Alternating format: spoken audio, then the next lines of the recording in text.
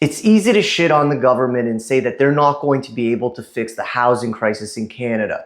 But here are a few actionable methods that would actually work to solve the housing supply and affordability crisis. The first is common sense. Tie immigration levels to new housing construction. If you want to bring in new Canadians, you have to have a place for them to live. Up next is building out the so-called missing middle.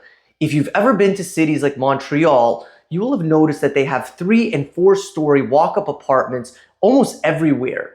And this is something that cities like Toronto are sorely lacking. To keep single-family homes affordable, we need to restrict property flipping. This could easily be done by increasing the capital gains tax from 50% to 100% in order to discourage investors from flipping single-family homes. Bring back tried, tested, and true tax incentives like MURB, or the multi-unit residential building tax shelter. This one was super successful in the 1970s, and it was credited with building almost 200,000 rental units in just 5 years. People are not going to buy properties as investments in order to rent them out if you can't kick out a tenant who hasn't paid rent in 2 years.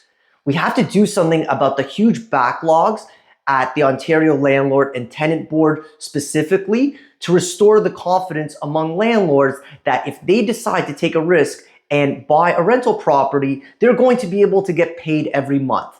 I'd like to think that we don't have a housing supply crisis so much as a housing mix crisis. We have way too many shoebox, 1-bedroom, and studio condo apartments and not enough 2- and 3-bedroom units that can house today's growing families. And there you have it, some effective ways that we could address the housing supply crisis. Thanks very much for watching this video, and be sure to get out there and vote tomorrow.